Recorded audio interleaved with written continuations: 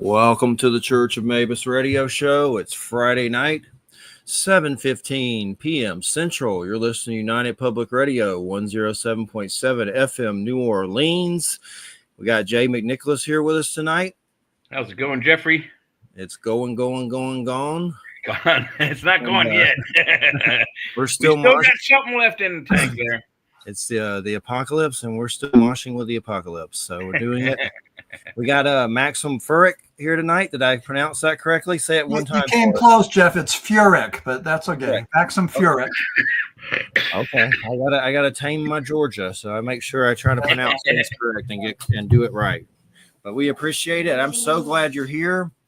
And tell what can you tell us about the Alice Cooper concert? You just told me about that. You talked about that a little bit at first.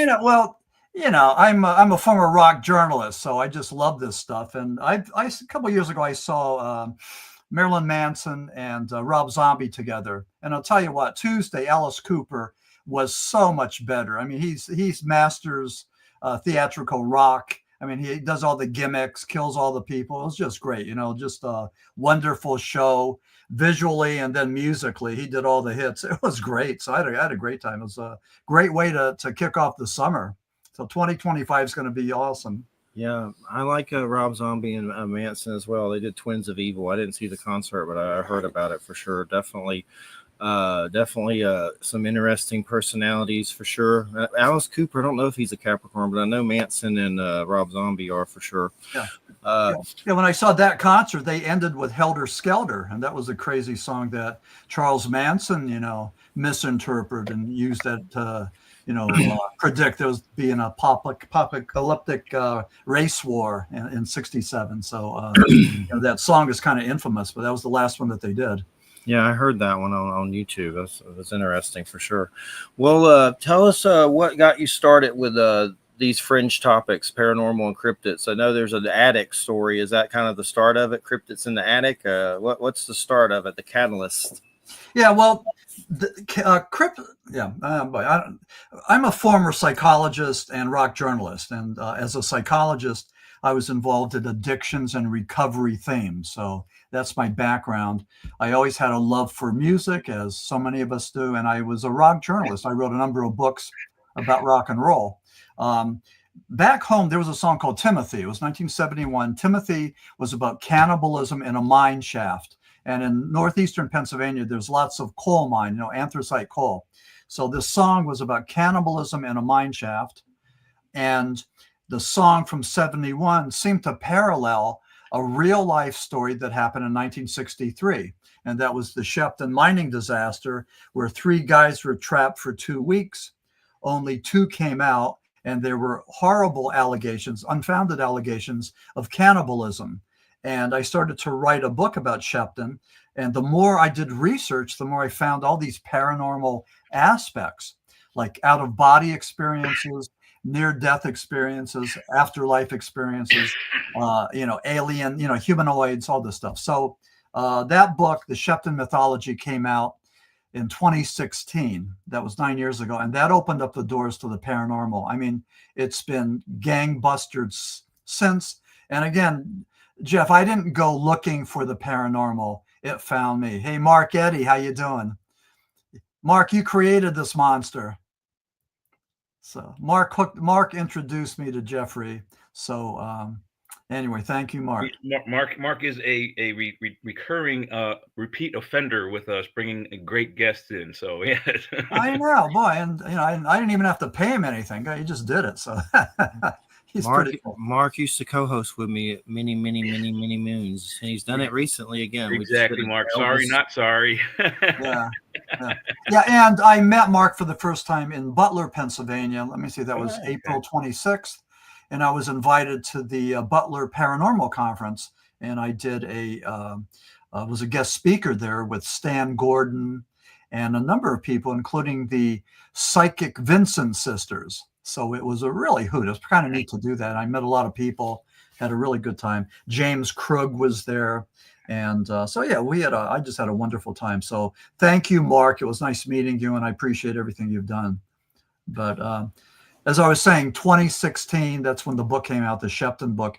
And that was my beginning as a paranormal author / researcher. And it's just been, wonderful journey so far. I've met a lot of interesting people, and I'm enjoying where I am right now. And what was kind of the opening for this? Did it open some forces in your head? Did paranormal stuff happen? I mean, what were some of the things that were the results of you getting involved in the paranormal? Well, I write the book 9 years ago, and then all of a sudden I get invited to podcast. Got invited to the Baltimore Fort Fest as a guest presenter. That's cool. Mysterious Universe from Australia did a 90-minute program on Maxim Furek and the Shepton mythology. And then, of course, the Skeptical Inquirer, they got to put their 2 cents in there.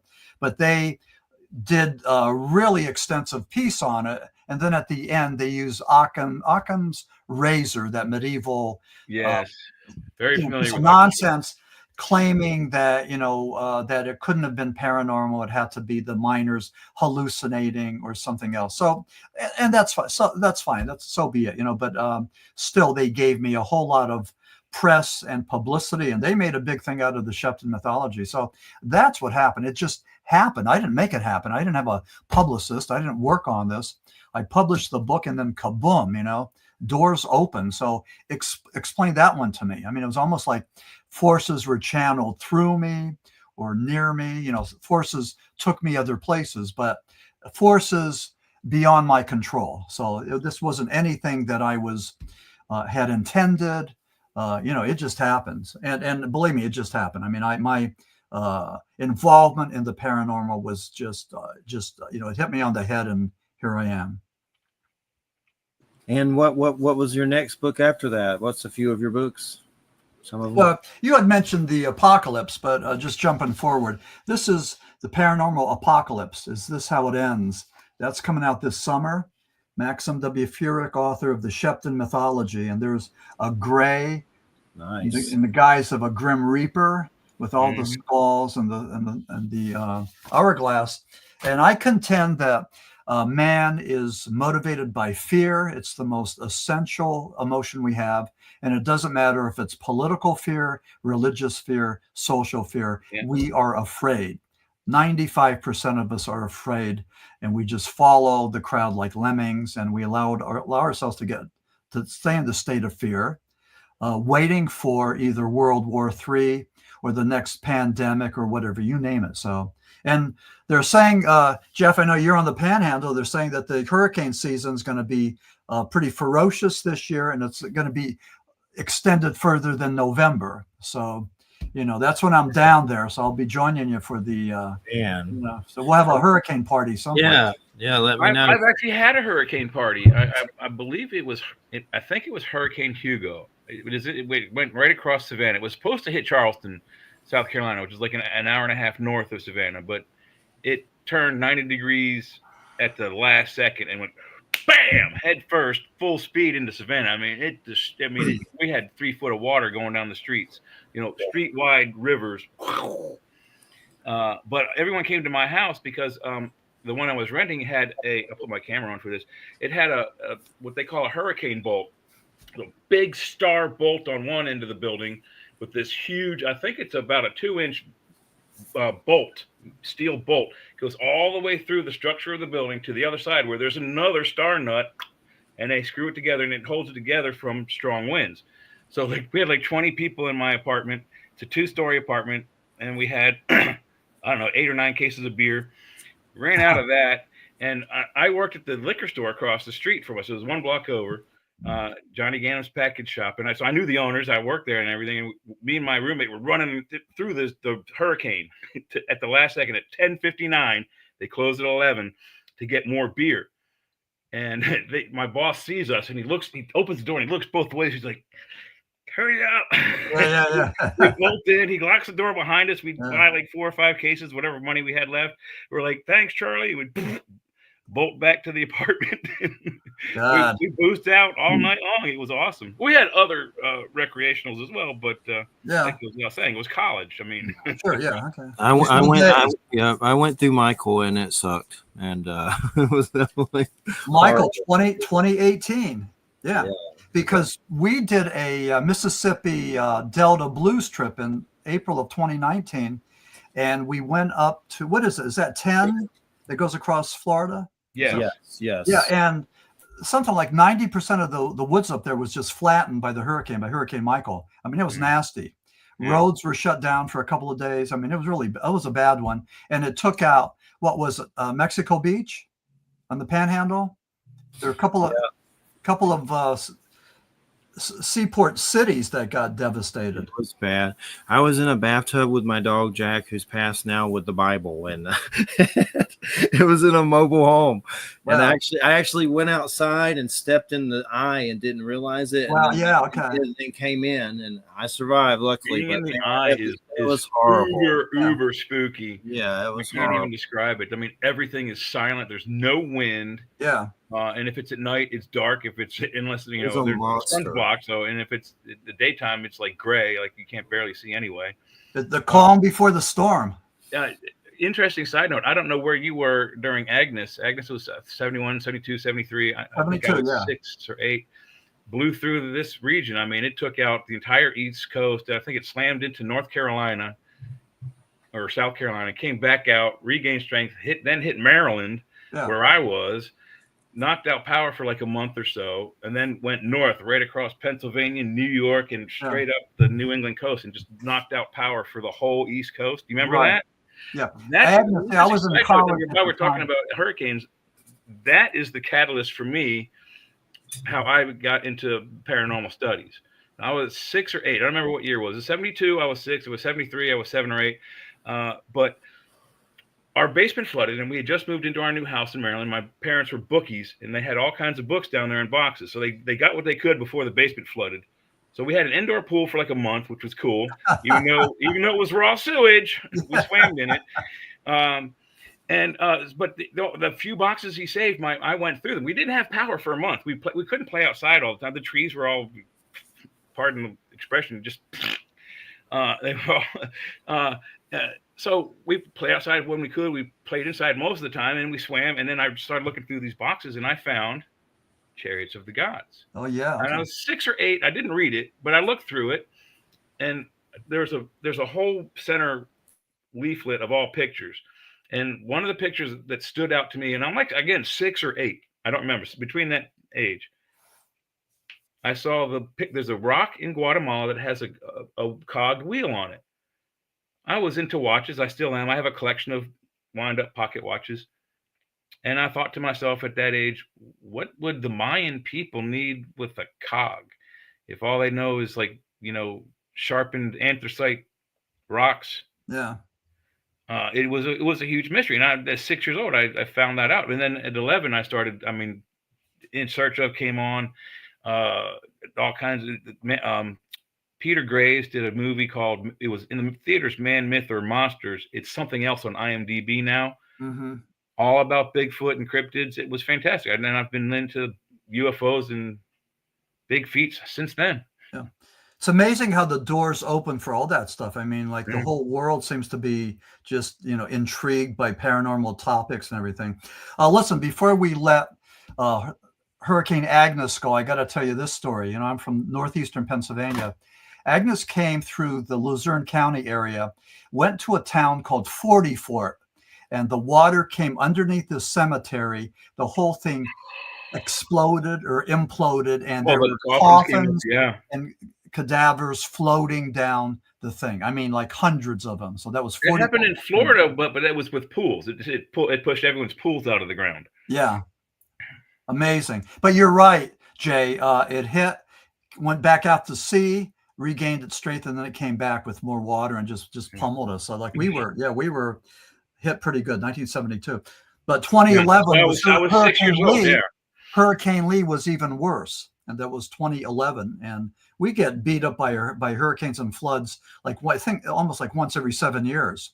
I've lived through several of them, so they're scary. But the one in Savannah was 100% the best. I mean, it was dangerous, but I knew the building we were in would not knock down. The windows might cave in, but the main window we had in the living room where everybody was gathered, you know those real thick, like I think they're 2-inch glass blocks, but you can't see through them, but light comes through.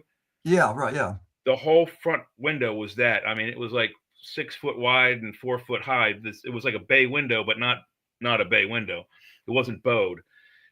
But so people could walk. We could see people walking by the street. There was a sidewalk out front, and people would like do this, and we'd be on the other side flipping them the bird. You know, like fuck Yeah. you. So pardon me, I shouldn't have said that. But the thing is, the building was just the sturdiest ever. No hurricane would really knock it down.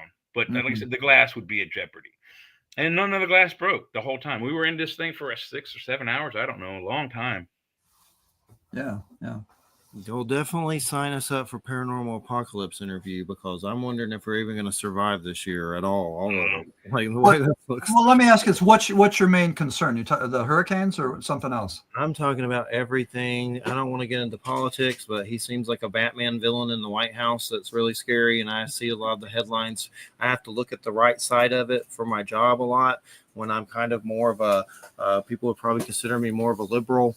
And it just seems nothing wrong with that. It seems really scary. Like, yeah. I mean, he even shut down the CDC things to announce what's going on with viruses and stuff. And the Medical Association put up that thing on YouTube telling us, like, he's doing weird stuff that's scary. He took us out of the World Health Organization. This is a global organization that shares information about pandemics like bird flu, like monkeypox, like measles, and now we're having an outbreak of measles for various reasons, but one of which is like we're not getting behind the fact that mothers need to inoculate their kids, and this shouldn't be a political thing. This shouldn't be a culture war.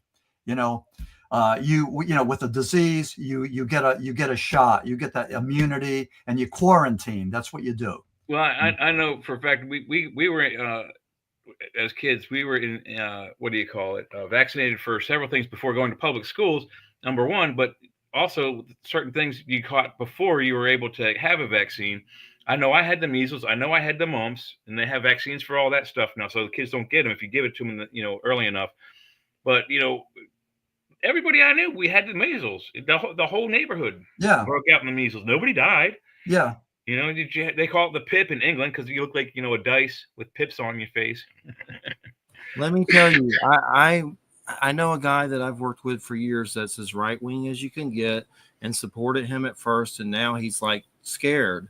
And basically on the phone yesterday, he basically said that he thinks Trump is about to hotbox us and basically like cleanse us like some Hitler weirdness. And this is from a guy that's like the right wing dude, like most right-wing dude ever. Like, well, something. But here's the thing: ask yourself this: who wins and who loses? Well, the rich people are winning. The oligarchs are winning. The people that are sitting, that are part of the board of directors for these organizations that are getting all this money, they're winning. Not me and not you guys. This is not a country anymore for the middle class, for the working class. It's for the rich, the ultra rich. And I'm scared too. This is. Bernie was the only person that ever kind of moved me with a lot of this, and that was because I had cancer and there was insurance thing. Yeah, but if you've heard what Bernie said some things lately, he's starting to sound kind of kooky. They challenged him on his his preferred method of transportation by air, and he said, "Why should I buy one when I can always go private jet?" Like, on our dime? No, I don't think so. If we're paying for it, you go coach like the rest of us. Yeah. I'm sorry. You're a public official. You don't get to use our money to buy, private chartered jets. Mm-hmm. That's ridiculous. Well, let's Trumpelgooch just got a free one too, like from Qatar. Qatar. I don't. Everybody pronounces it. Well, it technically is pronounced Qatar, but if in the correct English syntax, it would be Qatar. Qatar. Okay. Well, let's get to the land and the world of Bigfoot. Yes. Jay has seen one before when he was younger, looking through a window at children, and I've never seen a Bigfoot, but I've seen weird aliens from different kinds and UFO stuff. But I lean towards them having some sort of ability. Jay's more physical only. I They think are there's some things with them 100% that human. I know. They are not But supernatural. there's different types. I mean, even Ron Moorhead has a whole book called Quantum Bigfoot that gets into quantum entanglement and their abilities, and like there's things going on that are different. Something that's different that they have. I'll grant that there is an alleged book that is possessed by, or actually created by, both the Russian and United States, let's just say, special access programs, that has and I don't remember what it's called, but it has a creature in it that sounds very, very much like George Lucas's Chewbacca. It's a being that is hairy, it's tall, Yeah. it's a Bigfoot-like thing, but it uses technology. And they may have predator-type personal cloaking devices. They may have transportation devices similar to the Greys, where they're levitated from the ground up to their ship, or disassembled like on Star Trek and reassembled on board. Whatever the case, I'll grant but that's a different creature. The creature I saw is a human being's face, and it was at least 9 feet tall, probably more like 10 or 11. He was huge. And here's the thing, there may be like physical ones only, and then when they die, they're quantum, like we would have ghosts. There could be like a wide gamut of experiences from quantum Bigfoots who have passed and are on the other side. There's physical ones, and then there may be like a star whatever ones, like we have aliens. There's all kinds of different ways to look at it. But here's my big question that I love your book, and it's a walk through the history of Bigfoot in many ways. But what do you mean by lost tribes of Bigfoot? What can you tell us about that? The lost tribes, like what does the title embody? Yeah, the lost tribes. What I wanted to do is, there's a lot of different theories about what Bigfoot is. Now, you talked about, the psychic abilities and the cloaking and all that. But there's so many different theories that I use the term the lost tribes of Bigfoot as a metaphor. And we're talking about things like, what could it be? Well, some people believe it's Neanderthal. Some people have claimed that it was Gigantopithecus. This was a 12-foot ape, the largest ape ever, that evidently they believe migrated across the Bering Strait from Asia to the Pacific Northwest. So the Gigantopithecus is a theory. And Australopithecine is also another large 12, 13-foot ape. Australopithecus, or Lucy, that's another one that they talk about. There's the Hobbit. So there's a number of things, and people are always trying to talk about the missing link, that missing link between man and ape, or between Bigfoot and ape. And I tend to point out that there's no such thing as a missing link, that both man and ape came from a thing called the SCA, the single common ancestor. And apes broke away and evolved successfully. And then man did later, and man climbed the trees and came down as Homo erectus and Neanderthal and Homo sapiens. We know that we have those species intermingled, because some of us have Neanderthal DNA. Maybe as much as 30% of us have like 3 or 4% Neanderthal DNA.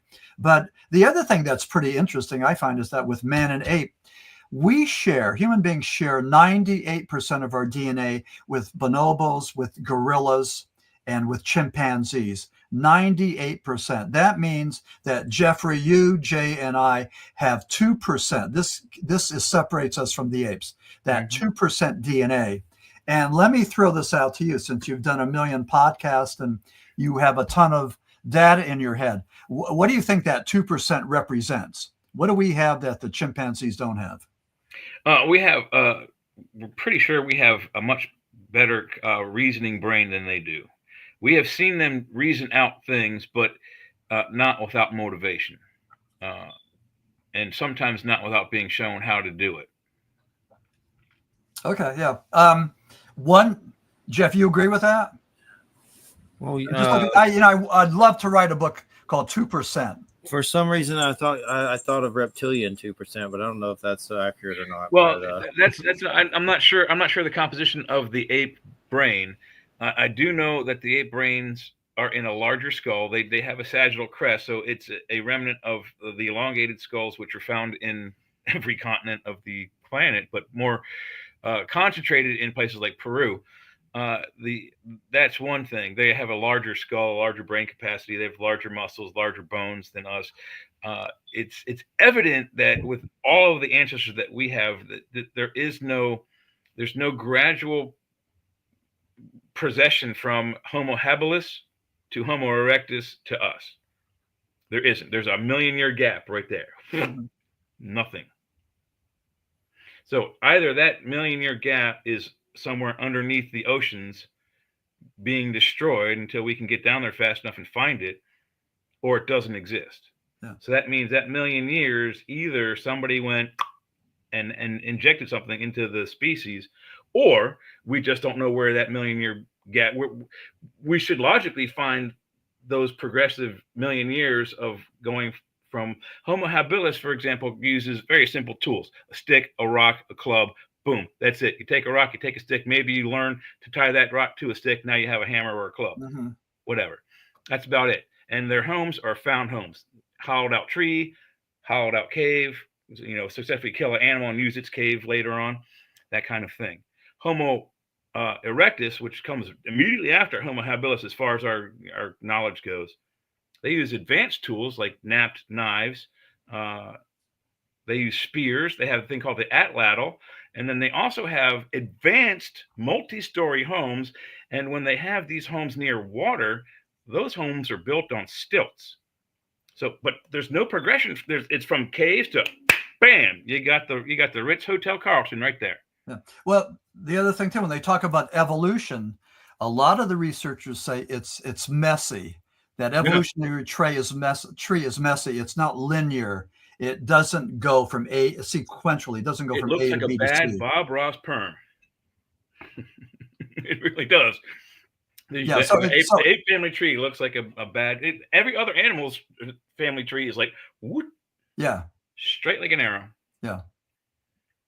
Yeah. But the other thing too is that we have a lot of information on the Neanderthal, because Neanderthal spent a lot of time in these sandstone caves, and they were well preserved. So we know that they had funerals, they had family structure, they did all the things. We have a lot of information on Neanderthals. I mean, more so than other species.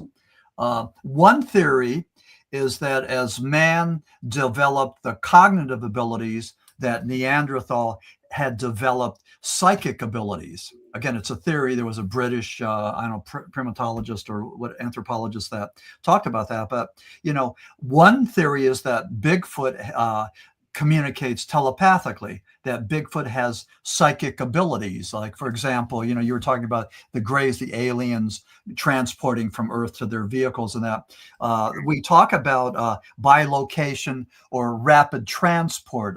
Rosemary Ellen Guiley talked about that Bigfoot, you see them in front of you, then they're behind you, and they're incredibly fast. I've seen one run. The one I saw ran, and I saw it wasn't broad daylight, but 2-3 strides, it was gone. And then, some believe that they can transform from the material and tangible to the intangible. And all of this, I mean, the coastal peoples of British Columbia talked about Sasquatch being able to do that. And, one thing that's interesting, we heard about Bigfoot us white folks heard about Bigfoot in 1958, when the California paper, the Humboldt Times, had an article about the California abominable snowman, and they called it Bigfoot. That was something new. So that hit the wire services. It went globally. Something like that? 58. It went globally. And then all these people, thousands of people, wrote into the Humboldt Times and said, you know what? I believe in this Bigfoot creature, or I've seen this creature. I believe in this California abominable snowman. So that kicked it off. But also what happened was we realized that this was nothing new, that the coastal peoples from Canada talked about Sasquatch for thousands of years. It's been in their legends, their stories, their totem poles.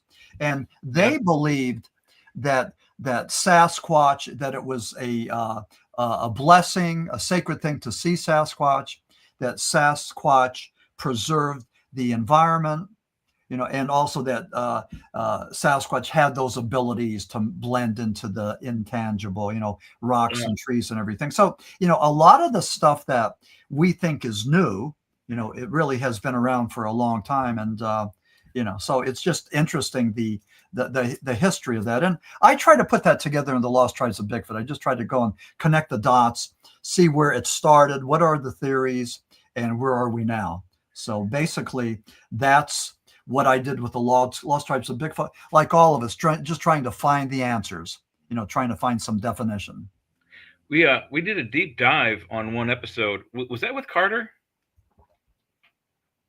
It was with Carter. We did a show with Carter. We've done a couple shows with Carter Bouchard, but we did a deep dive on the experience that I had with Bigfoot Sasquatch, and I can tell you, Maxim, he was not pleased to know that I knew he was there. He was pissed.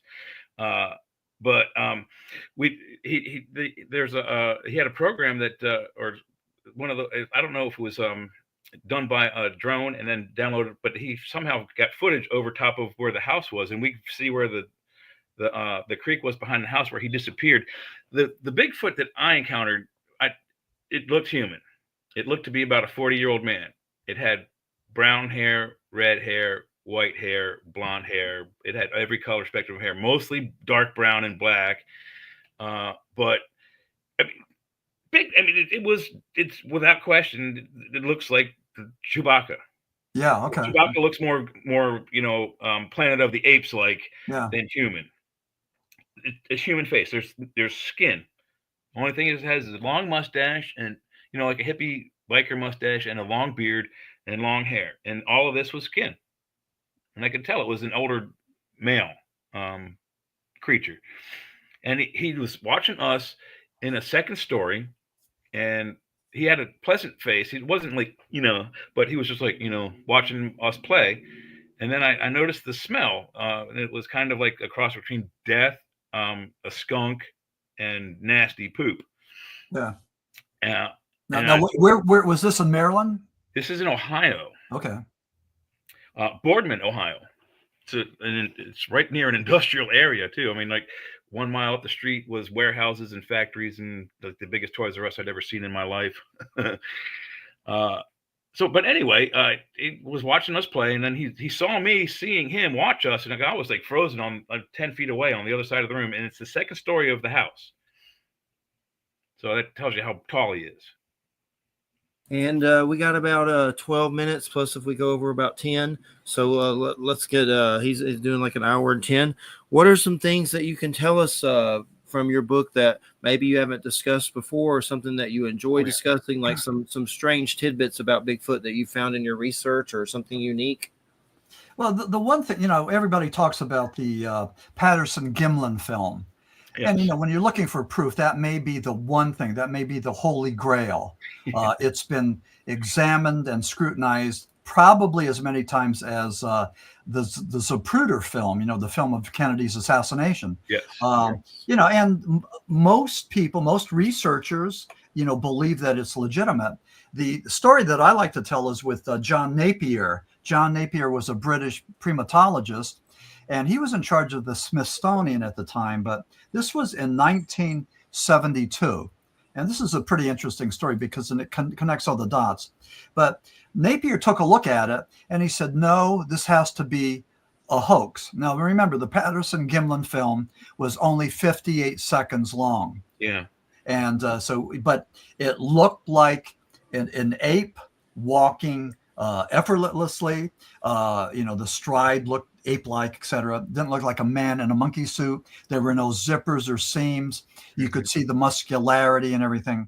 But Napier said it was a hoax. And the reason he said that was he said that he felt that Patterson and Gimlin cobbled together two disparate elements. One was the upper part of, they called it Patty, the female Bigfoot, upper body of an ape, but the bottom of the legs of a hominid. And he said that they just did this, and it was just obvious that it was a hoax. That was in 1972. In 1974, Lucy was discovered in Ethiopia. Now, that was Australopithecus, and that was man's earliest relative. They called it Lucy after the Beatles, Lucy in the Sky with Diamonds. And Lucy was only like 3 foot, 3.5 foot tall.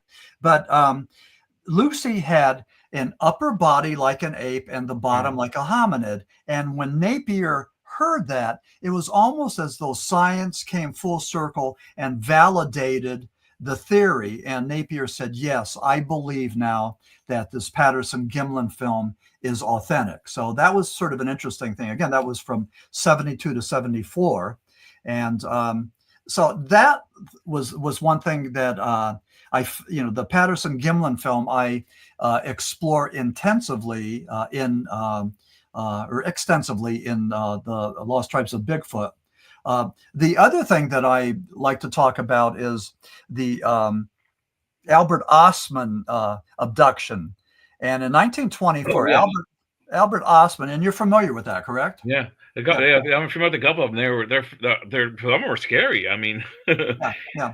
And typically, Bigfoot encounters are pretty much not scary and frightening and aggressive. I mean, I know the one case that we have of somebody being killed by a Sasquatch was a narrative written by Teddy Roosevelt.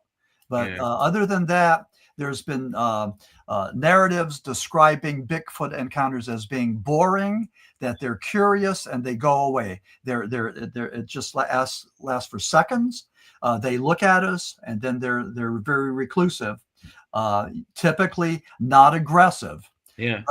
But with Albert Ostman, 1924, he was a Swedish-Canadian trapper, hunter, and somebody was messing his campsite, stealing his food and doing all that. So Ostman was going to play a trick. He hid inside his sleeping bag with his rifle, and when the culprit came, he was going to jump out and shoot the bad guy. Yep. Well, he fell asleep. He had to go to plan B. He fell asleep. Somebody picked him up and carried him in a sleeping bag. They grabbed him over his shoulder. Wade grabbed it like over their shoulder in his sleeping bag when he woke up. Yep. And so they put him down in this valley. And here it was a family of Sasquatch, mother, father, son, and daughter. And they were curious. Again, they were just curious. They weren't aggressive.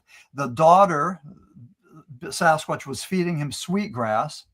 Everything was okay. But then Ostman got in his head that maybe they were going to use him for procreation, that they were going to use him for sex. Weird. And he freaked out. So he made a plan. He had chewing tobacco, and he enticed the elderly, the father of Sasquatch, to take the chewing tobacco, which he did. He got sick, and then Ostman took off. So we went back home, didn't say anything. This was 1924.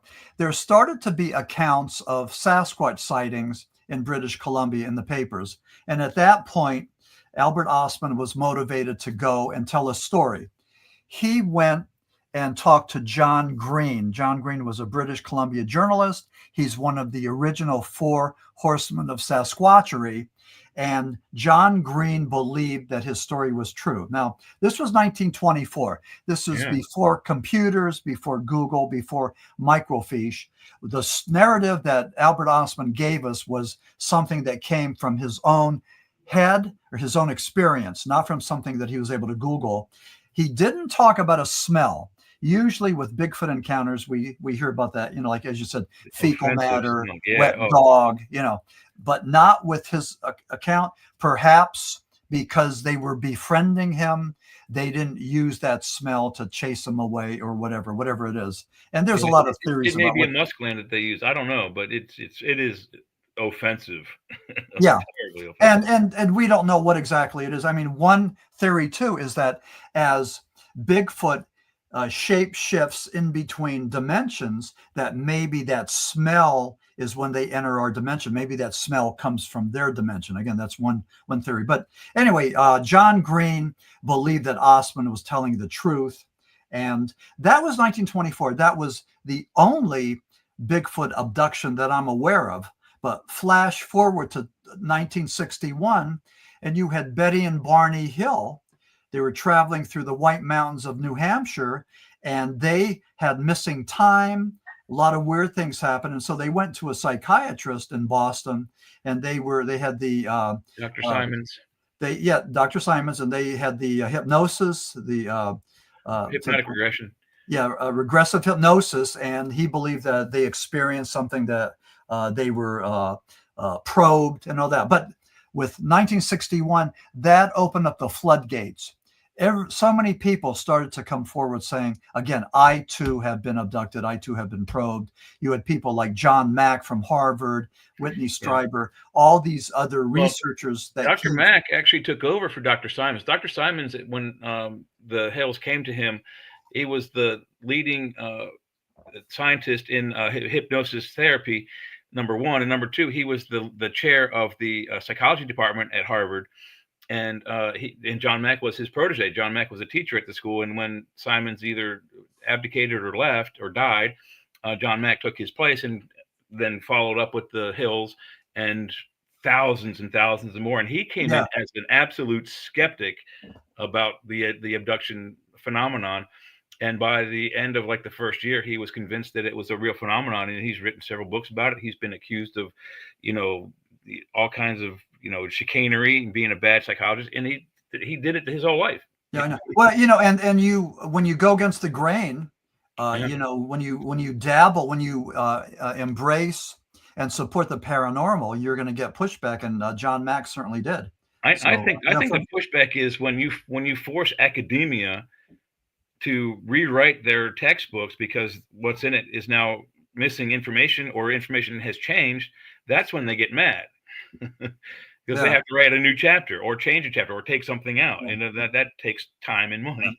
And then what's interesting about this whole thing was, J. Allen Hynek gave us the close encounters of the first, second, and third kind. So here comes CE4, the abductions, and then you had CE5 with Stephen Greer, that we could do our kumbaya and meditate and invoke the grays to manifest and show up. So and there's even a CE6 now, which is allegedly having or obtaining irrefutable evidence, like a piece of metal that can't be possibly made in this atmosphere. I'd like to meet that person. Well, there's one unique abduction story we talked about on another show, Villa-Boas. He allegedly was raped by a blonde alien creature and she left a blonde hair behind, and they can't identify it because it's translucent, and no human hair is translucent. And that was in South America, correct? South America, and I believe in the 70s. Yeah, okay, yeah. No, I remember that. Yeah, there's some of these, like we hear about these, but we don't talk about, like, for example, the Lonnie Zamora and the policeman in New Mexico. Remember that? I'm very familiar with his story. Yeah. And it was a CE2, I believe, that there were tracks there were imprints. There was physical evidence of them on the ground. CE2, there were creatures outside the craft, a craft on the ground landed, and then the craft in the air. So it was a CE1, 2, and probably 3. Okay. That was probably abducted. Yeah, that was one account that always intrigued me. And then even with Roswell, it's impossible to get to the real story, because Roswell happened in 47, and then the book came out in 1980. That was 33 years later. I know Stanton Friedman, that you guys know of. Friedman and Charles Berliner wrote that first book. Yeah. And Friedman didn't get his dues, because he did a lot of the original work with that. He did the original interviews, and he didn't really get the notoriety and the recognition that he should have for what he did. So, and that was Berlitz and Moore, Charles Moore, and I don't know whatever happened to Moore, but he's been disgraced, and I don't know where he is. I think he's in Pennsylvania someplace. That's what. Well, real quick, I don't know if you heard the latest. I can give you a real quick update on that. Yeah, please. Some of the latest theories are the latest theory coming out of the General Twining camp General Twining and General Roger Ramey. Ramey was in charge of the 51st or the 509th bombing group in Roswell. He was the commander of the base. Twining was his boss, and he was the boss of the Austin Air Force Base. It was not the Air Force yet, but the Army Air Force. The U.S. Army Air Force still. These two gentlemen concocted a plan. So allegedly, the way it went is in 1947, in June, there was a UFO flap over those same three bases, Alamogordo, White Sands, and Sandia Laboratories. And they were concerned because they couldn't stop them and they didn't know who they were. So these three labs sent out a call to Twining, and Twining said, well, why don't we try to lure them back? What were you doing? This is what we were doing. So they redid those tests again, and a huge thunderstorm came. And what they were testing was targeting radar, a new type of radar that you could put into a plane that it would track another plane or a boat, and you could shoot it. Well, they used this targeting radar allegedly on these UFO craft to make them come out of the sky. And this was their plan, to lure them in and then shoot them with this radar and see if they could knock them out of the sky and get the technology.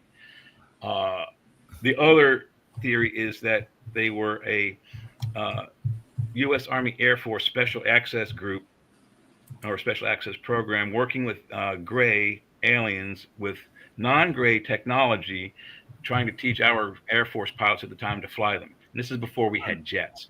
So I don't believe in that one. I believe in the second one. I don't think that I think that the combination of the weather and our new radar system, a lower technology may have interfered with their higher technology and brought them down. And allegedly 3 craft came down. Mm-hmm. So, and what were those sites other than Roswell? I've heard Corona. So Corona is the one where the fire chief, I forget her name, but she always cried when she was interviewed. Marky Rowe or Smith. Yeah, I could picture her. Yeah, okay, right, yeah. She always cries when she's interviewed. But poor lady, poor woman. You should get her on your show. No, she passed away several years ago. Yeah. But so that's the one site. The other is in Arroyo, just outside, 70 miles outside of Roswell. And the first crash site was probably on one of the 3 bases, either White Sands or Alamogordo, because they were military controlled. Sandia is a private company laboratory that contracts solely to the U.S. Army. Mm-hmm. So I think it landed on Alamogordo, and that's why they knew about it. And it took them several days to collect all the material that landed on their base. Mm-hmm. And then it was several days later that they got to Corona, and then even 3 or 4 days after that before they got to Roswell, which is why the secret got out. There's also evidence out there that's being hoarded by certain individuals. Someone told me that's pretty reputable that their compass from the Thomas Reed case was sold to Robert Bigelow under the table during the Bigelow MUFON infiltration days. So there's some stuff out there that's, and I'm not saying that's 100% true, because obviously I wasn't there and I don't have a time machine, but it doesn't surprise me. It probably is true, but there's evidence out there. But one thing I know I'm curious to your mind and what it thinks about the UFO Bigfoot connection, because I know you have a section about that. What can you tell us about that, Maxim? Yeah, I think, when you take a look at the possibilities, I think that's what we're trying to do. We're trying to go and flesh out the paranormal, give it some definition, mm-hmm. The beginning and end, the height, the depth, all that. With the Lost Tribes of Bigfoot, I contend that if it's not flesh and blood, what is it? So you take a look at the various theories. And for me, the interdimensional theory is the one that makes the most sense. We used to think a while back that aliens came from other planets and they flew their saucers here. And Jacques Vallée was one of the first that said that the extra dimensional theory just doesn't make sense. I mean, it's just that nobody has that technology, has the time, has the aptitude to do that. So the interdimensional theory seems to be more logical. And that was something that was proposed in the 30s by Einstein and Rosen. They talked about the bridge theory. Some people call it the wormhole theory, but you take the space-time continuum, which is malleable, you bend it, and you can pierce it from one point to the other. Now, this is all theoretical, but if it is true, then cryptids like Bigfoot and also UFOs, flying saucers, can possibly shipshape between parallel dimensions or universes, or go through that time-space continuum. So I believe that that's what's happening. That's the means of transport. That's why, you see these things and then you don't. It's just they don't seem to play by the rules. They don't seem to play by the logical rules that we know. So it's something definitely outside of the realm of science, the science that we know. So it's the paranormal or the supernatural. I contend that these things are interdimensional, and that's why we have a hard time seeing them. I know there's people that are adamant about finding a flesh and blood Bigfoot, but to date we've never found a carcass. Lots of reasons for that, and we had never came up with legitimate DNA that wasn't a black bear or Himalayan brown bear or a sun bear or something else. So we don't have. Yeah, there's don't not. have- It's so weird. that's- It's weird. It's weird either any way you shake it. It's just Yeah. strange. And then with flying saucers, here's the thing. And Jay, I wanted to bring this up because you talked about it earlier, but so I think that MUFON was working behind the scenes, encouraging their representatives to go and do something to let the public know about these UFOs. I believe that, and I didn't think they took credit for it. I think MUFON was working on our behalf clandestinely. But in July of 2023, they had the first congressional hearings where they invited David Grush. Grush claims that he knows where the bodies are. He knows where the craft are. He will reveal that information, that classified information, to the right people at the right time. Remember, he said that in July of 2023. Mm-hmm. They followed up with November of 2024. They invited Luis Elizondo. Elizondo said, yes, the government knows where these crafts are and everything. And, so again, we've had these things. I want to tell you what I did. I'm looking for my thing. I'm a Floridian, Jeffrey. I'm a Florida resident. I wrote letters to Senator Marco Rubio, Representative Anna Paulina Luna, Tim Burkett of Tennessee, Senator Chuck Schumer, and Senator Kirsten Gillibrand, all of them involved with the All Domain Anomaly Resolution Office or the Unidentified Anomalous Phenomenon Disclosure Act, or the with Rubio's case, he was the vice chair of the Select Committee on Intelligence. I sent letters to all those people. The only one who responded was Marco Rubio. And Wow. I was saying this, let's encourage David Grush to show his cards. He's talking the talk. He's not walking the talk. I mean, this is just a big tease. We've come so close, and yet there's nothing. And I'm frustrated and angry. So I sent the letter to Marco Rubio. He responded. I was getting ready to send him another letter, and then he becomes Secretary of State. So I don't have a go-to guy now. So I need to go and, reach out and contact other politicians. I would certainly encourage your listeners, if you're as frustrated as me, write letters to your representatives and ask them, demand that they tell us what they know.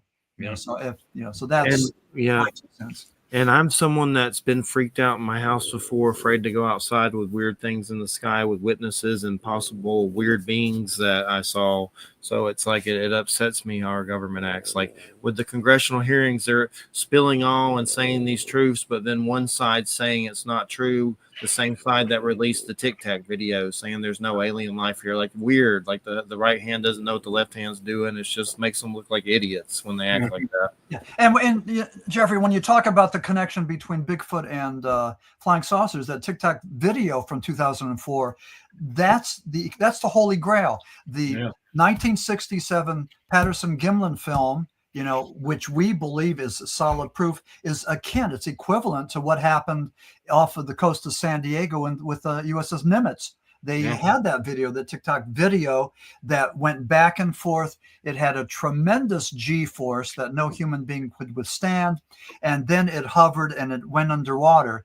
So the Pentagon, that keeps on changing the names, UFOs became UAP, unidentified aerial phenomenon. It went underwater. Now, how do we still can't figure out how you pronounce it. Is it UAP? Is it WAP? Is it? What I'm saying is this. It was unidentified aerial phenomenon, and then when it went underwater, they changed that to unidentified anomalous phenomenon. We like to make fun of that because it's kind of silly. It is silly. But I totally agree with you on that. But what I got to say about it is, and I agree with you 100% with David Grush. bring it out to the table, man. I mean, you don't talk the talk. I've been hearing this BS for 40 years. I've been researching this stuff for 40 plus years, 48 years actually, to be precise. Now, going back, there's other congressional hearings. There's the 80s, there's 90s, there's 2000s. There's all kinds of congressional hearings, all about the same thing, and then they all say, "Oh, we're going to bring it out. We're going to bring it out." Nothing ever happens, and no new information has ever been presented. It's all the same stuff over and over and over again. The newest stuff that's been presented is the Tic Tac videos and the ATIP videos. That is it. But they're not. They are pretty astonishing. But we've been getting, there's 70 years, 80 years worth of photography, black and white, color, and still and motion film of these things for 70 years. Bring it out. Yeah, exactly. Yeah. I'm definitely the part that concerns me more, though. I think these congressional hearings are just show and tell. Yep. They're not going to get us any place. And the reason for that is these politicians don't have a need to know, and I don't believe that that whoever the deep state, whoever they are, doesn't believe that we have a need to know. I think there's organizations, not the FBI or the CIA, but dark organizations that are working in behalf of the government, clandestine informations that may have this information. But it's not just them. But none of the politicians are privy to it. None of the politicians need to know that. Yeah. And neither do we. And they're going to continue to go and do what they do. I.e., remember what the CIA did with MK Ultra. Yeah. When they were doing these experiments with LSD. They were dosing guys frequenting prostitutes. They were dosing scientists just to see what would happen. I mean, that's pretty unethical, but that was the CIA. We know about that. But what about all these other organizations, rogue organizations that are being funded by the trillions of dollars that are going to the Department of Defense that we don't even know where that money is going? And on that same token, I'll tell you, not the U.S. government won't be the ones who will reveal the information. When the information does come out, it will be at the aliens' discretion when they decide we're ready. And so they're the ones really holding back. But yeah, you're right. The U.S. government and others are holding other informations as well. But what's scary for the U.S. government is they don't have the full picture, and neither does Russia, neither does China. So, and neither do the dark, deep, secret access programs. They don't have all the answers. They have some of them. The only thing we know when we see these anomalies, we see 3% of the things could either be ours, theirs, or somebody else's, or both. Well, whatever. Those are the three possibilities. But 3%, we could identify, everything else, but the 3% that's out there. And again, this has been going on for a long time. Yeah. If you get a chance, one of the things I do a lot is I'll get on YouTube and watch some of these black and white sci-fi movies. Yeah. The one Earth versus the Flying Saucers. Oh God, yeah. 1957, I think. There's a scientist that comes out there and he tries to legitimize this film. He talks about 3% of the things that we see we can't identify. It's the same thing as now. That hasn't changed, Yeah. So to say that they're flying saucers from outer space or inner space or interdimensional, just as logical, makes just as much sense as anything else. So, you ever seen those movies, Quarterman in the Pit and Quartermain in the Pit? Yeah, right. Yeah, those are pretty weird. And it's one of the things that's been really strange is the Skinwalker Ranch and Beyond Skinwalker Ranch shows. Like I've had phenomenon similar to some of the stuff that I've seen on that show. But the biggest thing about that show, and I always say this, is there's so many government spooks on that show. It makes it more creepier than the phenomenon. There's Bigelow personnel, there's Colonel John Alexander, there's former CIA analysts that are there. They put Chris Bledsoe in a helmet to summon UFOs with Colonel John Alexander standing there. Mm-hmm. It's just the weirdest spook fest. What are they up to with this show? It's creepy. It's really creepy. Yeah. They're up to something with it for sure. That's theatrics, or I believe there's phenomenon there, and we know that they've studied it before, but I feel like they're using the shows for something that gives me the creeps. For And there could be there could be spooks, there could be agents of disinformation that get on shows like this and spread certain theories, certain conspiracy theories. So, and if they are, and I'm sure that's happening, they're smooth, they're slick, they got a good resume, and they're the last person that you would suspect. So yeah, it's a creepy. It'll give you the creeps, that show. But we're getting about an hour and 15 minutes. So do you need that to jet, or what are you comfortable doing? Yeah, I think let's wrap it up. If excuse me, if your listeners have any interest in any of my books, the Lost Tribes of Bigfoot or Coal Region Hoodoo, they can get those on Amazon, or they could get it through my website, which is www.maximfurek.com. And if they contact me, would be glad to get them an autographed copy. And of course, if you do get any of my books, please be so kind as to leave a review on Amazon. It seems to really do, just like you get your hits, with the likes. I mean, to get a review on Amazon is a big thing for us authors. So that would be the one thing that I would ask for. Well, we appreciate it so much, and definitely keep us in the loop. We'll keep checking in with you about the next book, because that sounds like something for sure we need to get into. And I'm someone that's had Peter Levenda on to discuss the Apocalypse and Necronomicon before on here at Mabus and stuff. And I have a friend, Eric Grimsrud, that's writing a book about Trump being Mabus the Antichrist, and he's broke it down with the acronyms to mean Drump to stand for it. And I'm actually a character, a radio show host in the book, but that's one show we do that gets really creepy, where he'll actually break it down in these acronyms that are very intellectual. Also accurately predict the gunshot. He's predicted a lot, and there's Napoleonic. A lot of predictions on our show, and like 7 of them came true. I don't want to say Trump's the Antichrist, but he's Napoleonic, and could, if he fits into the infected by Sauron category. He has some incredible healing abilities, because his ears intact. It's pretty good after taking a shot. Capsule.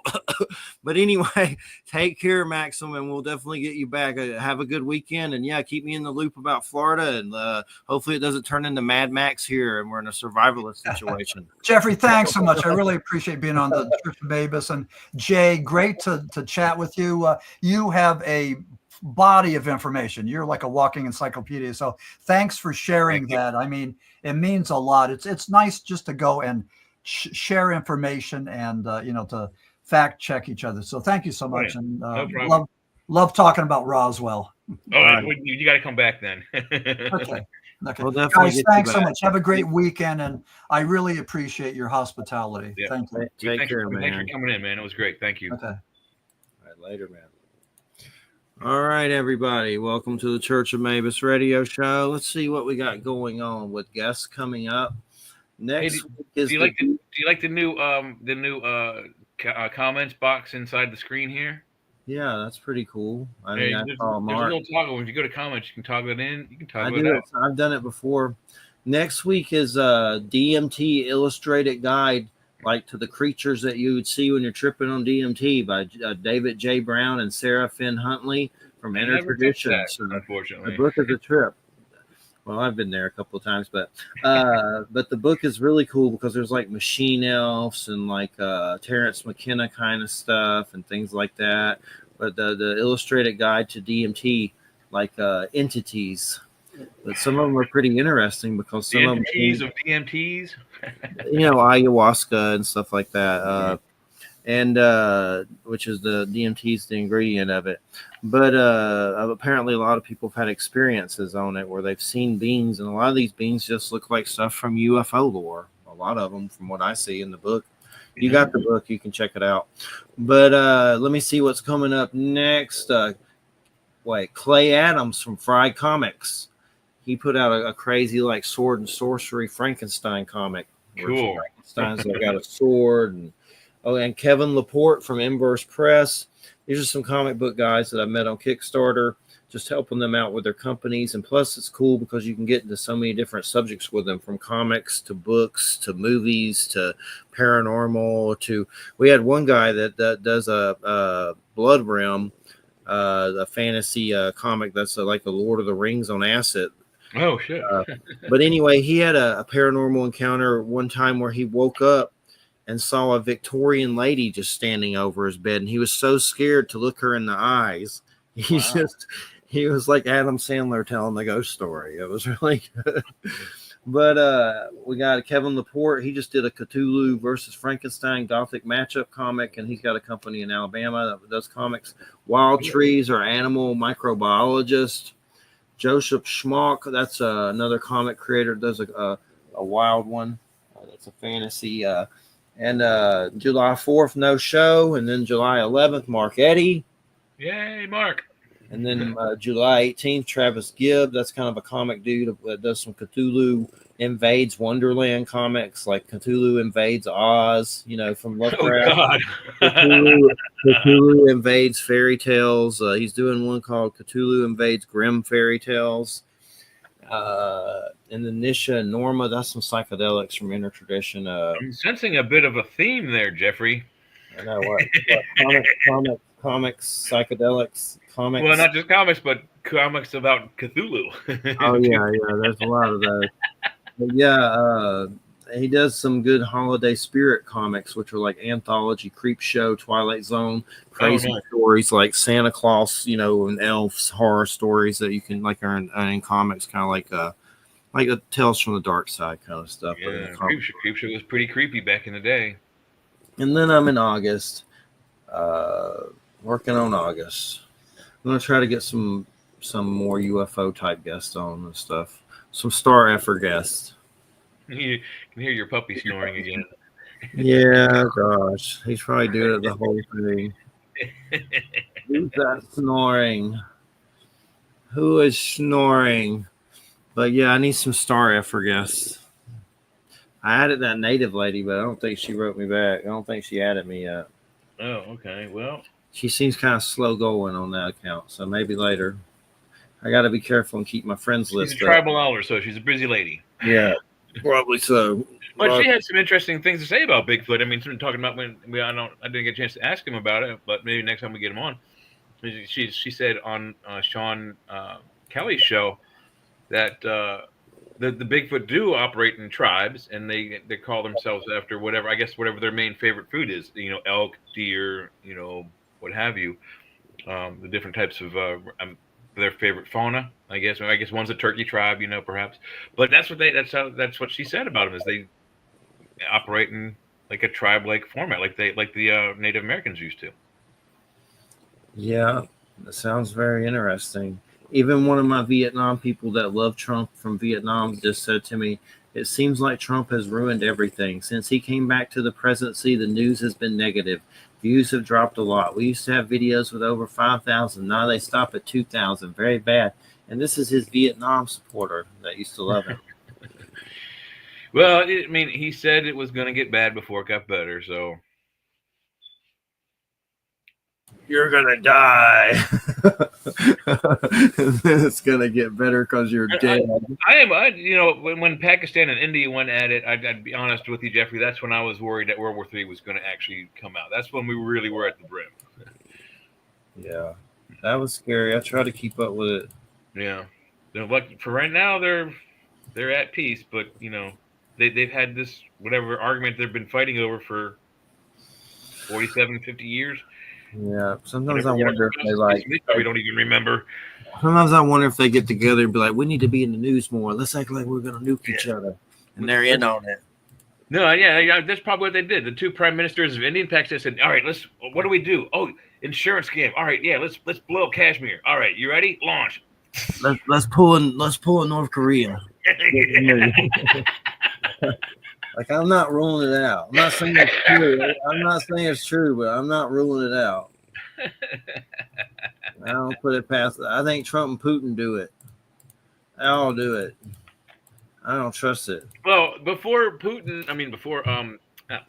Trump got back into office, when we still had Biden and Kamala, God, those two idiots, he said several times that he was going to nuke London at some point. If such and such didn't happen or such and such happened again, he was going to nuke London. So he hasn't said that yet. He is scared poopless of you-know-who. So he ain't going to do anything while Trump's in office. Putin is? Putin will not do anything stupid while Trump is in office. If Kamala Harris had won, I guarantee you we would be in the throat of World War III right now, if not already in it. Guarantee you. Yeah. Well, everybody, make sure you check out Before It's News. It's my job, and I've been told recently that it needs to get up to 6,000 visitors a day. They're going to close the doors. It used to be, it's a kind of a Trump glory hole, but there's other topics there from top alternative to top unexplained and spiritual and sci-tech and spirituality and things like that. But a lot of it's majority of politics. And I see a lot of disgruntled people in comments that are supposed to be Trump supporters that don't seem like they're trusting it.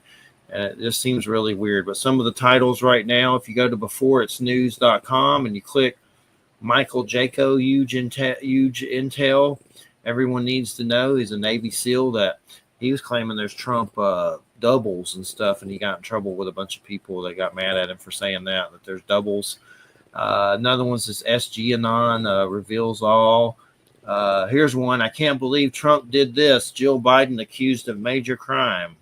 I don't watch these videos, but there might be people that love this stuff out here. Benjamin Fulford, urgent emergency. They were all executed at Gitmo, I'm sure. Yeah, I love all that weird stuff that goes around about that. Like the list of Adam Sandler and Madonna, they're in Gitmo. I don't put up that stuff, but anyway, you can go there. Stuff about Joe Rogan. I mean, there's all kinds of stuff, but right now it's predominantly politics. People post such weird stuff. It doesn't matter what format it is. I mean, how many times has Samuel L. Jackson been murdered on Facebook? Yeah. I mean, every other year you get a picture that says, Samuel Jackson dies, and everyone passes it around. Oh no! Oh my God! Yeah, there's a lot of lies. But there's like this Gitmo execution list they try to pass around and has like all these celebrities on it. And then people really think like Hillary's been hung at Gitmo and they think she's dead and there's like a clone. Like those kind of people scare me. Like they're serious. Like, no, Hillary was executed at Gitmo and da-da-da, year da-da-da. I was like, dude, you are crazy. No, you're right. Huh. They're like the flat earthers. They're absolutely nuts. Yeah, there's a lot of those. Like, oh, she's dead, so I guess she's a clone now. They actually think they replace them with clones. Yeah, it's invasion of the body snatchers all over again. Alien clones came down, killed the original Hillary, and now you've got this weird alien shape changer. A lot of them are those QAnon people. So that's kind of creepy, like a weird cult, like Waco or something, but like Jim Jones or something. Mm-hmm. But anywho, who knows what's going to happen? It seems scary to me. What's up with all this? I see all these right-wing things saying he's going to be giving us money. I don't believe that. Like all this stuff about DOGE and IRS and like all these things that he's going to be sending us checks. Well, first of all, first half, I haven't had a chance to see the second half of it, but the first half of the big beautiful bill, which eliminates tax on overtime pay and tips and cash tips. So that's a big start. If that goes through the Senate, bam, there's extra money for everybody. Because I'll start taking overtime at work and I won't get taxed on it. And then number two, he plans to disassemble the IRS, which I think is a good thing because the IRS, our money is basically run by European banking conglomerates. The Federal Reserve is not run by the U.S. government, as everyone thinks. So if he eliminates income tax, that will hurt the Federal Reserve, which would be a good thing. And then he'll be dead within 6 or 7 months, guarantee you. Or at least another assassination attempt will happen. Because it happened 4 other times in the country on 4 other presidents. And those 4 presidents are dead. Yeah. Well, I see a check from Trumplegooch. I'll be surprised in the mail. That check's actually coming from Doge, and it's a $5,600 and something check that should be coming to everyone. Did you have to pay your taxes that year or not? Taxes, yeah. Okay. So let me rephrase that. It's going to come to everyone who's paid taxes, who's still alive, and isn't 672 years old. Boom. Yeah, I'll believe that one when I see it. I don't trust it.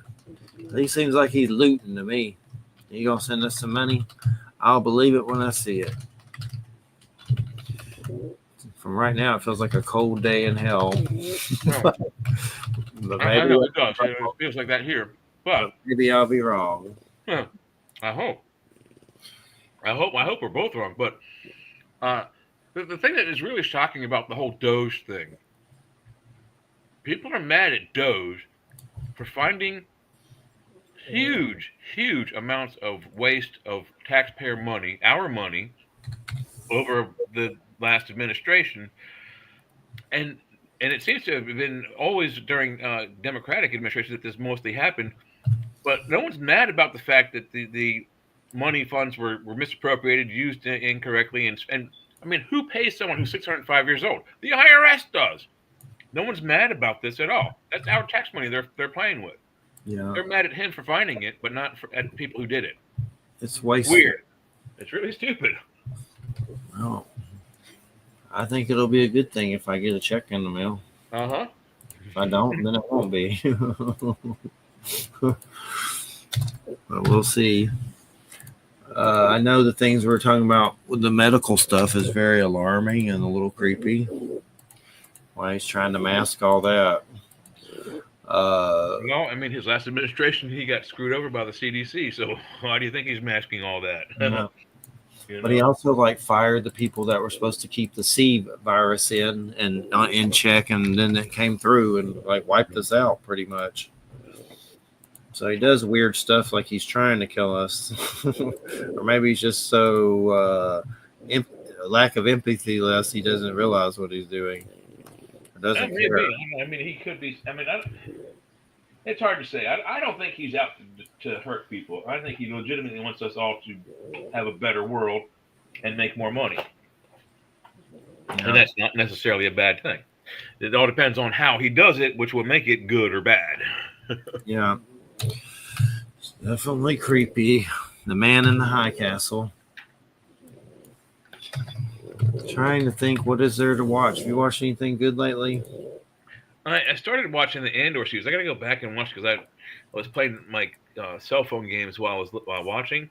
Yeah, so I didn't really pay any attention, and then I fell asleep through the last two. So, but I was liking it. Andor 2 second season is really, really good. But yeah, I'm planning to watch it. There's a good one on Apple, that Murderbot.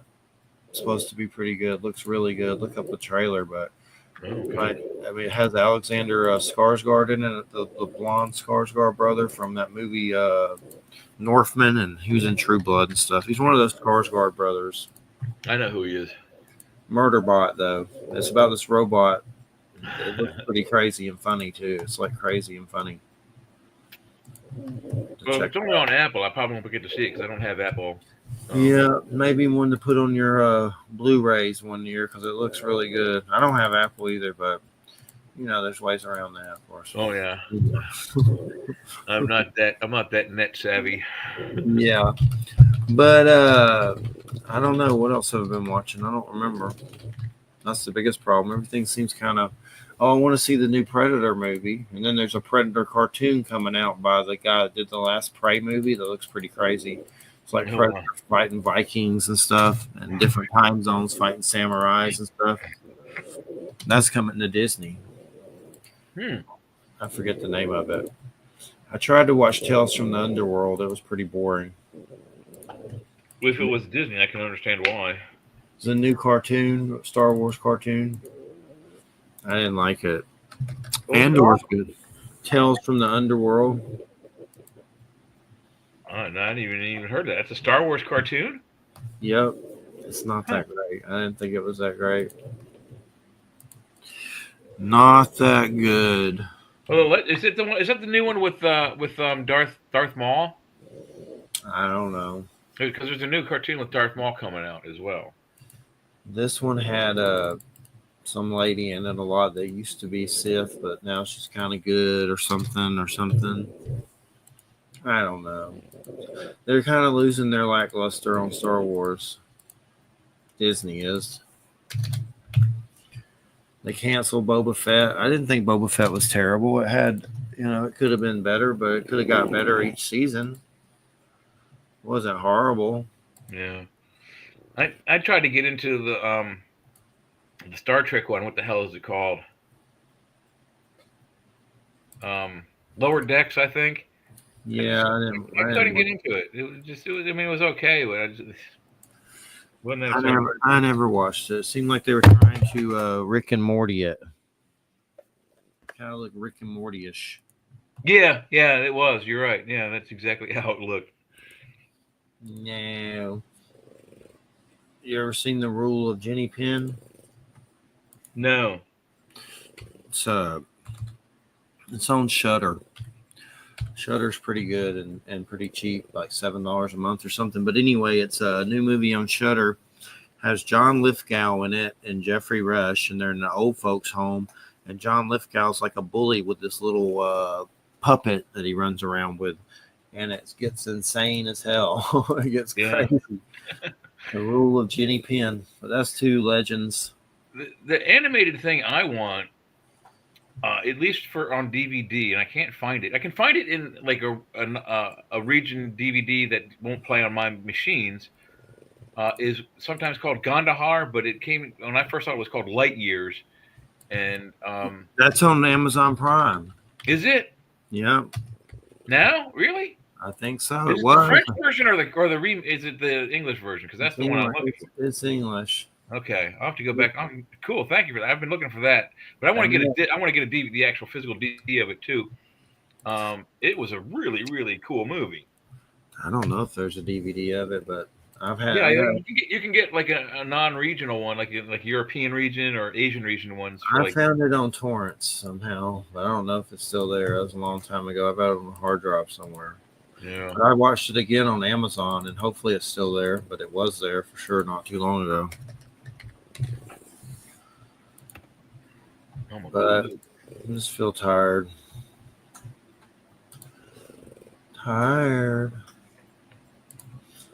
Then I got a package today. They hate when they leave you that notice because you're not there to sign some dumb thing, so you have to go to the post office and get it in the morning. Right. So annoying. At least it's still on. Wow, cool. And Wizards is right underneath of it. What is? It's called Light Years or Gandahar. What's right underneath it? Oh, Wizards. Oh yeah, I love that.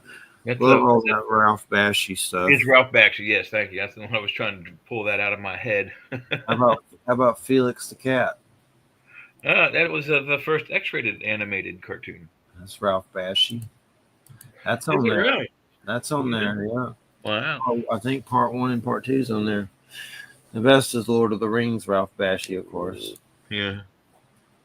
That was a good one. I love old cartoons like that. Well, I remember that one specifically because they really marketed it well. I mean, it was on the ads for it coming up, on its first air date. Everybody heard it. It was on every channel. So like the whole neighborhood gathered at my house, and we had like 4, 5, 6 families of people and kids watching that cartoon. I don't remember what year it was, but we were all little. It was awesome. Bless you. Gen X lives in a perpetual state of adolescence. Something I just put on Facebook. Gen X lives in a perpetual state of adolescence. I wouldn't mind living forever, but not as a damn teenager. All those raging hormones, forget about it. Yeah, death's looking pretty promising in this world lately. It's an appointment that never ends. It'll always be there until you do it. Yeah. We're like, let's just get it over with. Oh, man. Just feels uncomfortable in this world. Right. Well, the good news is that Gandahar / Light Years is available now on Amazon Prime. That's excellent, but it doesn't appear to be that you can buy a DVD of it still. Get uTorrent, go to limetorrents.lol and see if it's there. Yeah, but still, I didn't say that. I didn't say that though. But it wouldn't be on a DVD. It'd be on like a flash drive. It's not on DVD. It may be on archive.org and you can download it. A lot of times, stuff you can't find like that, you go to archive.org and it's there and it's legal. You can download it for free.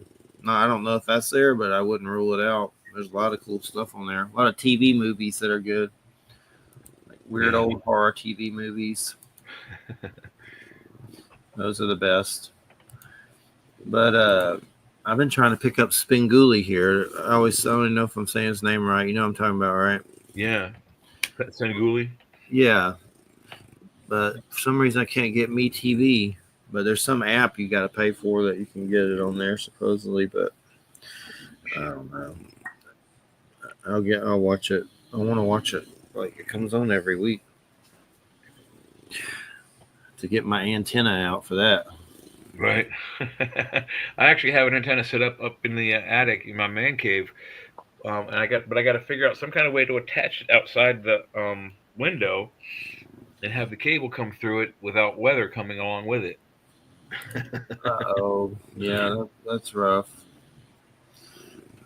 Well, StreamYard's still working, so that's good. Still kicking. Man, you doing a show after this? Yeah, I'm on my first of 32. Is it 32? First of 32 ounces of. Oh my God! I Sweet need more ice sweet cream. tea. I need more sweet tea. Yeah.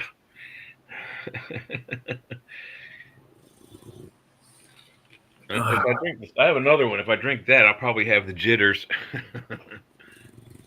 Yeah, I try to be careful with coffee. I only have it once a day, but I probably drink too much caffeine. But I don't care. Yeah, I got to be careful of caffeine. It gives me kidney stones, and I already have 2 really big ones, so I don't need any more. Caffeine does that to you? Oh no, I thought just soda. No, yeah, for most people it's caffeine. Oh my gosh. Trying to think of some guests. Need to get Andy Colvin back on. Need to talk to Andy. I'm supposed to be reviewing some of his books on here. You want to get I can ask Joe. Maybe we can get Larry Elmore. Who's Larry Elmore again? It sounds very familiar, but my brain ain't working. He pretty much drew all the dragons in Forgotten Realms, and oh yeah, okay, yeah. He's known as the Dragon King in the illustrations. Very cool dude. Oh, I saw they're coming out with a freaking a new Ravenloft Dungeons and Dragons fiction book. Cool. Like there's some really old cool Ravenloft old novels that were really good. Yeah, it was a huge thing in the 90s, I think. The Ravenloft novels. I mean, it blew up. I used to Ravenloft, for the audience who isn't familiar, Ravenloft is E. Gary Gygax's Dracula. Yeah, I Ravencroft. I used to dungeon master it back in the day. Ravenloft. In high school? Yeah. In high school, what did they call you? They called you the dungeon master. No, the vampire, because you were always stayed up late or something. I forget why the reason. No, I was pale from chemo. Oh, okay. And bald, like Nosferatu. Yeah, but I mean, the traditional, MGM monster Dracula was, not. I mean, he had a receding hairline. At least he had some hair. Nosferatu was the man. The first one, yeah. And then Bela Lugosi is more pasty. Yeah. Pasty. Well, I mean, most of his movies are also in black and white too, as well. So it's kind of hard to see the makeup. I saw Sinners, that movie. It's a predominantly black movie, but it was really good. I liked it. It was good. Had Michael Jordan in it, not the basketball guy, the other dude. It's kind of like it's kind of like From Dusk Till Dawn. That's what it reminded me of. From Dusk Till Dawn. Yeah. But I saw it. I wasn't a big fan of it. Sinners did really good at the box office. Mm-hmm. A vampire horror movie in the 1930s. Oh, wow. Yeah, it's pretty good. Was it based on the Dracula book, or was it a different take on it? It was more like From Dusk Till Dawn, sort of, where they're in this like blues club, and I see. Yeah, and vampires show up, and It's worth a watch. Yeah, they're all trapped in the building. Yeah. Trying to figure out who's who and who's not a vampire. Yeah, and then it's worth a watch. I liked it. Need some new shows to watch. I can't think of anything. There's something I'm supposed to be watching. There's not a lot of great stuff coming up, I don't think. The thing that shocks in me is I think Marvel has already started their the fourth whatever incarnation of their movies, but they're not advertising any of the TV shows yet, and that's kind of weird. And what is up with Robert Downey Jr.'s Doctor Doom now? I don't know. There's a whole Avengers Doomsday movie coming about Doom. And he's playing Doom? Yep. Robert Downey Jr. is. I hope he can find a good accent. Yeah. Dr. Doom. I always heard Darth Vader was stolen from Dr. Doom. I don't know if that's true, but I've heard that. I don't remember what the archetypes were for Darth Vader, but the archetype for R2 and C-3PO, you'll never guess who they are. Who? Abbott and Costello. Really? Yeah. The fat one is the R2, and the tall, skinny goofball is C-3PO. Cool. And uniquely enough, the weird thing is, both parts were played by British actors, but in reality, only the tall, skinny guy was British. The fat guy was American. He was born in New York City. Yeah. Cool. Yeah, they met each other on the vaudeville track and became, fastest friends. Sounds cool. I didn't know that, but yeah, Disney needs to get its crap together. Yeah, that woke stuff they've been putting out. Oof. I mean, that woke stuff. Oh my goodness. The new, was it Cinderella? Snow White or something. Snow White. Yeah. Ugh. I didn't watch it, but I heard horrible things about it. I haven't seen it. It's not anything I'm going to watch. I probably won't, not unless I'm forced to. I saw They'll have to strap me in the chair like they did to Alexander DeLarge in The Clockwork Orange and pin my eyelids open and make me watch it. Not anything I care to watch. I'm trying to watch Andor, but I'm having that trouble. Movie and all of the movies that have the title Annie. Not Annie, Get Your Gun, but Annie, like the musical, any movie or play that has it in it, do not force me to watch it. I will vomit. About Anne of Green Gables. Well, that's a classic novel, and it's not something that I would be interested in, but no. Thank you for that. Me neither. I've never seen it, but for some reason I thought of it. Little Women, I've seen bits and pieces of it, and it's a Victorian era novel in America. Blah blah blah blah blah. It's not my genre. I'd want to see blasters and laser guns. I mean, could care less about historical Victorian aged dramas. I like to find I'm an action guy. I like action and comedy. I like to find old fantasy. Oh, there's some good old fantasy. Sword and Sorcery. It's a great movie. Sword and Sorcery. There's a movie called that. I meant the genre, but there's a movie called Sword and Sorcery. It is actually it's campy. It's B-rate. It's B-roll schlock, but it's campy, kind of like the original Batman TV series, 1966. Adam West, Burt Ward. Nice. I'm trying to think of some Lady Hawk. The Sword and the Sorcerer. Is that the one you're talking about? That's it. Yeah, there's what's the dragon one that's pretty good? I forget. What, Dragon Slayer? Yeah. That's a good one. Okay, so the bad guy in Ghostbusters 2, the little Czechoslovakian dude or whatever his name is, played by Jimmy McNichol, or is it Jimmy McNichol? Anyway, he's in that, and he plays a sorcerer's apprentice who is tricked by his sorcerer to try and kill a dragon. It's a very good movie. Here's one, Hawk the Slayer. That's a good one. I have that. I have it on DVD. It is pure. I mean, this is like C-roll schlock. Terrible. But they have an elf character. I forget his name. And they use what they call in the industry in movies. They usually call a jump cut. So he has a bow and arrow. So he goes like this and puts the bow on it, and then it's like ding, ding, and it's the arrow is always there. It is so chinky, cheesy, but you'll like it. Michael Ironside's in something. He's in a bunch of B and C and even D roll. Jack Palance is in the Hawk the Slayer as the villain. Jack Palance. Uh-huh. I'm trying to remember. For some reason, I see Michael Ironside doing something weird too, like that, but I can't remember exactly what it was. The guy who was the judge in the Ghostbusters 2, he is the bad guy in The Beastmaster with Mark Singer. Nice. I'm trying to remember what movie that was with Michael Ironside. Go to IMDb and type him up and look at his movies. I will. Beastmaster. I was looking at it. I don't know if I have strength.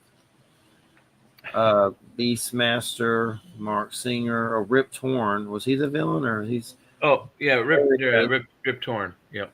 Sorry, that was a goof on mine. Sometimes I get wrong with the entertainment, but not always. Michael Ironside may have been in Beastmaster, but I don't remember. It's showing it a lot. He was in The Running Man with Arnold. Starship Troopers. Is he still alive? I think so. I just got his page up here. Hang on, let me get rid of this ad here.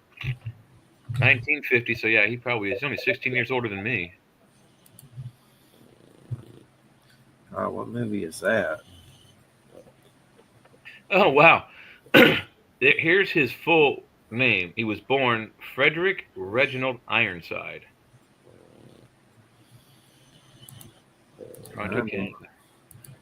Is he still alive? Yeah, he's still alive. Maybe like 100 or something. He's born in 1950. He's 16 years older than me, dude. All right, so where's his movies? There they are. Michael Ironside. I'm looking. Starship Troopers. Yep. All right, so talking about this guy, a little bit of Barry. He's been in a lot of shit. Scanners. Yeah, I remember Scanners. That's a good one. Dracula, the original living vampire. 2022. The Jester from Transylvania. What in the world is that? Golly. Never heard of that. The dog is funny as hell. You can still hear him. Yeah. You get used to it. That's the problem. Let me see. What is the movie that he was in that I keep seeing? He's been in 276. There's one called Extraterrestrial, 2014. He's been in so many things. Turbo Kid. That's what I was thinking of. Turbo Kid, 2015. That's a good one. He's a villain in that. Probably some other stuff too. Edgar. Quit snoring. He was in Command and Conquer 3 Tiberian Wars. The game. Dang, he's got so much stuff. I can't even keep up with it. The Next Karate Kid. Yeah, he was in that. He was the bad guy there. He was in Highlander 2, Total Recall. Yeah. The Hitchhiker. He did a lot of voice work for Transformers, cartoons. He was in V, the series. He's in X-Men First Class. Man, this dude's everywhere. I give up. I think it was a Turbo Kid that I was thinking of. It's a pretty good apocalypse weird movie. Dude, he's got 276 movies, so I mean, he's been in a lot of stuff. For real. He was in Stargate SG-1 and TV series. Edgar, quit snoring. All right, everybody. We've got 1 minute left, so. He seems to favor Darkseid as a voiceover for the DC comic character. Nice. He did a bunch of them. You're listening to United Public Radio, 107.7 FM, New Orleans, DMT Entity Illustrated Guide next week. And we'll see you then. Have a good weekend, and watch out for those Trumple Gooch hot boxes. Good night, everyone.